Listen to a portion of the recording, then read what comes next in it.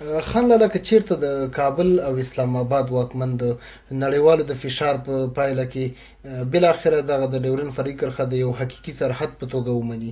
په هغې صورت کې به بیا د ستاسو په څیر د پښتنو د مشرانو او عموما د پښتنو کاغه لروي کبر د دوی عکس العمل به څه عکس العمل دا ځای دی چې موږ اوس هم دا ګڼو که د دنیا قوتونه راشي خو د دنیا عالمي قوتونه راغلي موږ یې تقسیم کړي وو د پرونه پورې چې کوم دی دوه لوی قوتونو د دنیا چې هغه سوویت یونین او امریکا وه دواړو د پښتنو وحدت نه دغه کاوه ده طرف ته نه تله که سوال یې بیا نه مني نو هم دا داسې مثال دی چې یو وجود په من نیم کې نو چې کوم وجود نیم شوی هغه به دې ته رضا شي چېرته هم که هر څومره زور راشي چې زما دا نیم وجود چې کوم دی نو پوره دی دا ممکنه ده غیر فطري عمل دی غیر فطري عمل چې کوم دی نو دا کیدی نه شي زه دا خبره کوم او اوس نن چې کوم دی زه دا وایم چې خاص کر امریکې ته زه دا وایم چې نن هغه یو واحد قوت چې کوم دی دا یونیپولر دنیا ده مخکې د چې سوویت یونین و بای پولر دنیا وه دوه لوی قوتونه نن یونیپولر دنیا ده دا یونیپولر دنیا کې چې کوم په سر باندې دی کوم قوت دی زه هغه ته وایم چې ستاسو او د پښتنو د مفاداتو تصادم نشته جګړه په د مفاداتو باندې راځي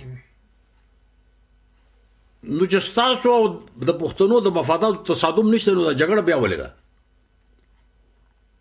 دا بالکل په لا علمۍ په ناپوهۍ په نه غور په وجه باندې شوې ده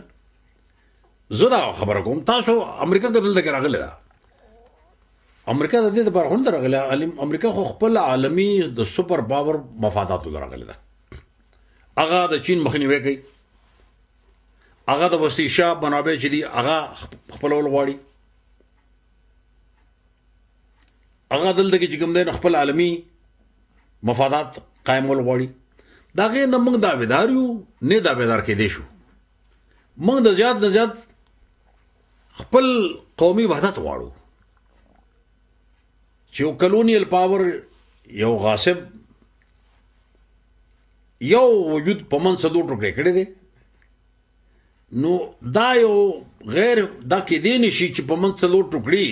او دا ونه ګڼلی شي او د ده وینه بند شي نو چې د ده وینه نه بندېږي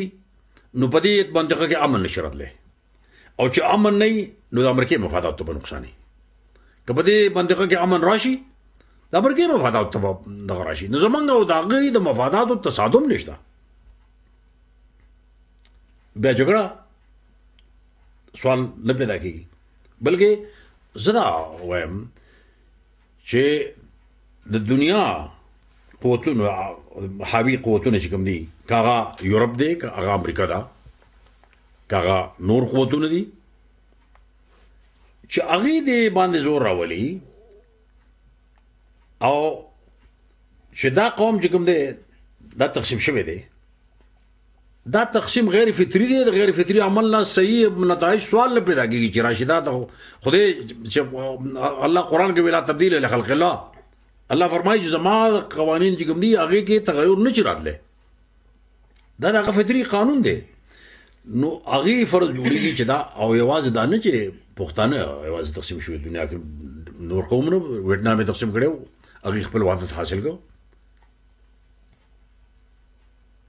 جرمن تقسیم شوی و هغې خپل وحدت حاصل کړو 45 کال کې کوریا تقسیم ده او دونه اهمیت لري چې په جنوبي کوریا کې امریکا په خپله ناسته دغه فوجونه ناست دي لیکن د قومي وحدت د جرګو نه نشي بني کولی او په څو میاشتې کې دواړه د کوریاګانو چې کوم دی خلک هغه دې ځای ته ورسېده چې په عالمي لوبو کې په اولمپک گیمز کې د دواړو کوریاګانو ټیمونه چې کوم دی د یو جنډې لاندې لاړه نو بیا دا قوم ولې چې کوم دی نو بس تقسیم ساتي او د هغې نتایج به منفي راځي چې دا تقسیمي که په دې منطقه کې هغه امن غواړي ترقي غواړي سوله غواړي او دا دنیا چې نن عالمي کله شوی دی په دې دنیا کې چې کوم دی د لوی قوتونو فرض جوړیږي چې دې کې د وړو قوتونو د وړو قومونو د حقوقو تحفظ وشي نو دا دنیا به پرامني د خو فایده به هغې ته که د هغې د حقوقو تحفظ ونه شي د هغې استحصال کېږي نو خو دا هلته کې به بد امني